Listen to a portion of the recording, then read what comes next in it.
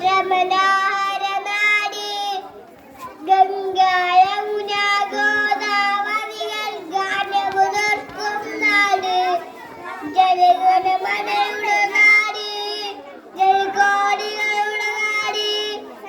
പല ഭാഷക്കാർ പല വേഷക്കാർ ഒത്തൊരുമിക്കും നാട്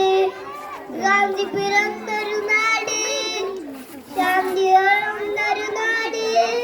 മൂവർണ്ണക്കൊടി നടക്കും സമർത്ഥ സുന്ദര നാട് അഭിമാനികളുള്ള നാട് സ്വന്ത ഭാരത നാട്